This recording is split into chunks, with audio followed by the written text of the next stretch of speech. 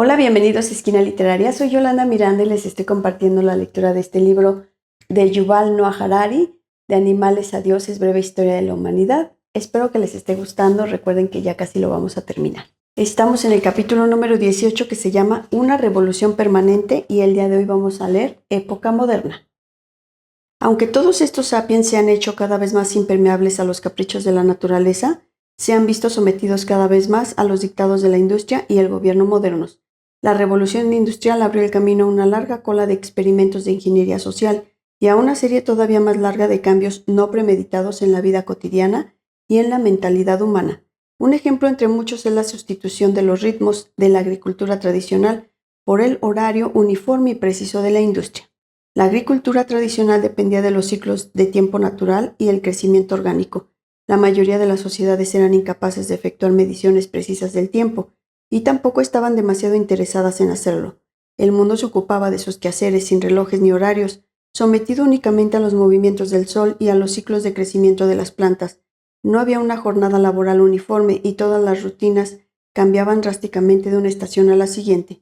La gente sabía dónde estaba el sol y observaba ansiosa los posibles augurios de la estación de las lluvias y del tiempo de la cosecha, pero no sabían la hora y apenas se preocupaban por el año. Si un viajero en el tiempo que se hubiera perdido apareciera en una aldea medieval y preguntara a un transeúnte ¿en qué año estamos?, el aldeano quedaría tan sorprendido por la pregunta como por la ridícula vestimenta del extraño. A diferencia de los campesinos y zapateros medievales, a la industria moderna le preocupa muy poco el sol o las estaciones. Santifica la precisión y la uniformidad. Por ejemplo, en un taller medieval, cada zapatero producía un zapato completo, desde la suela a la hebilla. Si un zapatero aparecía tarde en el trabajo, no afectaba al trabajo de los demás. Sin embargo, en la cadena de montaje de una fábrica de zapatos moderna, cada obrero opera una máquina que produce solo una pequeña parte de un zapato, que después pasa a la máquina siguiente. Si el trabajador que opera la máquina número 5 se ha dormido, esto detiene todas las demás máquinas. Con el fin de evitar estos percances, todos deben adoptar un horario preciso. Cada obrero llega al trabajo exactamente a la misma hora. Todos hacen la pausa para comer a la misma hora, tengan o no tengan hambre. Todos vuelven a casa cuando una sirena anuncia que el turno ha terminado, no cuando han acabado su proyecto. La revolución industrial transformó el horario y la cadena de montaje en un patrón para casi todas las actividades humanas. Poco después de que las fábricas impusieran sus horarios al comportamiento humano, también las escuelas adoptaron horarios precisos y las siguieron los hospitales, las oficinas del gobierno y las tiendas de comercio. El horario se convirtió en el rey. Incluso en lugares desprovistos de cadenas de montaje y de máquinas, el horario se convirtió en el rey. Si el turno en la fábrica termina a las 5 de la tarde, es mejor que la taberna local abra sus puertas a las 5:02. Una conexión crucial en el sistema de horarios que se iba extendiendo fue el transporte público. Si los obreros tenían que iniciar su turno a las 8, el tren o autobús debía llegar a la puerta de la fábrica a las 7:55. Un retraso de unos pocos minutos reduciría la producción y quizá provocaría el despido de los desgraciados que llegaran tarde. En 1784 empezó a funcionar en Gran Bretaña un servicio de carruajes con un horario publicado. Dicho horario especificaba únicamente la hora de partida, no la de llegada. Por aquel entonces, cada ciudad y pueblo de Gran Bretaña tenía su hora local, que podía diferir de la de Londres en hasta media hora. Cuando eran las 12 en Londres, eran quizá las 12:20 en Liverpool y las 11:50 en Canterbury, puesto que no había teléfonos ni radio, televisión, ni trenes rápidos. ¿Quién podía saberlo y a quién le importaba? El primer servicio de trenes comerciales empezó a operar entre Liverpool y Manchester en 1830. 10 años después se publicó el primer horario de trenes. Los trenes eran mucho más rápidos que los antiguos carruajes, de modo que las diferencias singulares en las horas locales se convirtieron en un grave fastidio. En 1847, las compañías británicas de ferrocarriles se pusieron de acuerdo en que a partir de entonces todos los horarios de trenes se sincronizarían según la hora del observatorio de Greenwich, en lugar de hacerlo a la hora local de Liverpool, Manchester o Glasgow. Cada vez más instituciones siguieron el camino de las compañías de ferrocarriles. Finalmente, en 1888, el gobierno británico dio el paso sin precedentes de legislar que todos los horarios de Gran Bretaña debían seguir el de Greenwich. Por primera vez en la historia, un país adoptó una hora nacional y obligó a su población a vivir según un reloj artificial y no según las salidas y puestas del sol locales. Este inicio modesto generó una red global de horarios sincronizados hasta las más pequeñas fracciones de segundo. Cuando los medios de comunicación, primero la radio y después la televisión, hicieron su debut, entraron en un mundo de horarios y se convirtieron en sus principales evangelistas y difusores.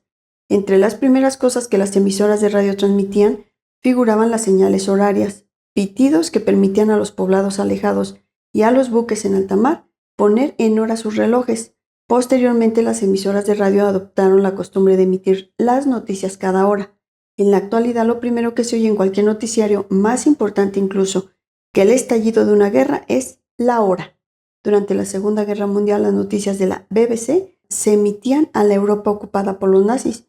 Cada programa de noticias se iniciaba con una emisión en directo de las campanadas del Big Ben que daban la hora, el mágico sonido de la libertad. Ingeniosos físicos alemanes encontraron la manera de determinar las condiciones meteorológicas en Londres sobre la base de minúsculas diferencias en el tono de las campanadas.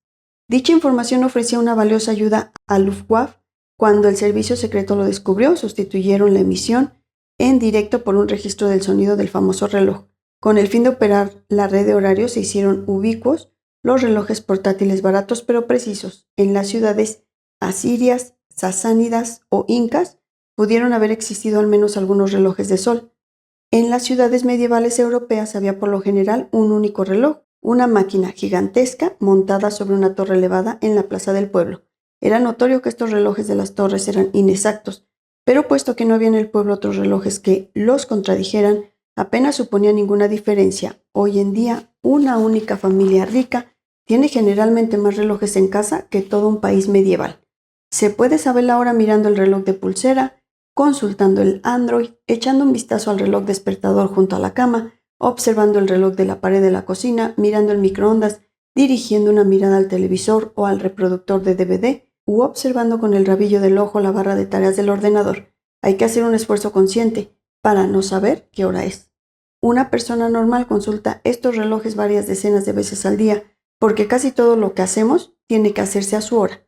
Un reloj despertador nos despierta a las 7 de la mañana, calentamos nuestro croissant congelado durante exactamente 50 segundos en el microondas, nos cepillamos los dientes durante 3 minutos hasta que el cepillo eléctrico suena, subimos al tren de las 7:40 para ir al trabajo, corremos en la cinta caminadora del gimnasio hasta que el timbre anuncia que ya ha pasado media hora, nos sentamos frente al televisor a las 7 de la tarde para ver nuestro espectáculo favorito, que es interrumpido en momentos previstos de antemano por anuncios que cuestan $1,000 por segundo. Y finalmente descargamos toda nuestra ansiedad visitando a un terapeuta que limita nuestra cháchara a la hora de terapia estándar, que ahora es de 50 minutos. La revolución industrial trajo consigo decenas de trastornos importantes en la sociedad humana.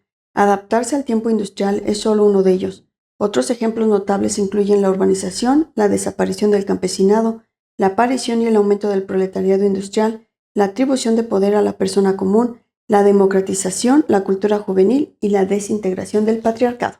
Pero todos estos trastornos quedan empequeñecidos por la revolución social más trascendental que jamás haya aquecido a la humanidad, el desplome de la familia y de la comunidad local y su sustitución por el Estado y el mercado. Hasta donde podemos saber desde los tiempos más tempranos, hace más de 1 millón de años los humanos vivían en comunidades pequeñas e íntimas, la mayoría de cuyos miembros estaban emparentados. La revolución cognitiva y la revolución agrícola no cambiaron esta situación. Agruparon familias y comunidades para crear tribus, ciudades, reinos e imperios, pero las familias y las comunidades siguieron siendo las piezas básicas de todas las sociedades humanas.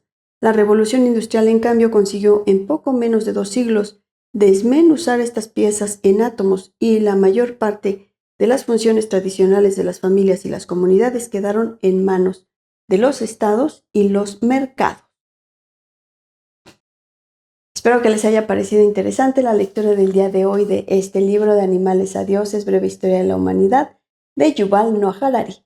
Los espero en el próximo video para continuar con esta y otras lecturas. Muchas gracias por escuchar.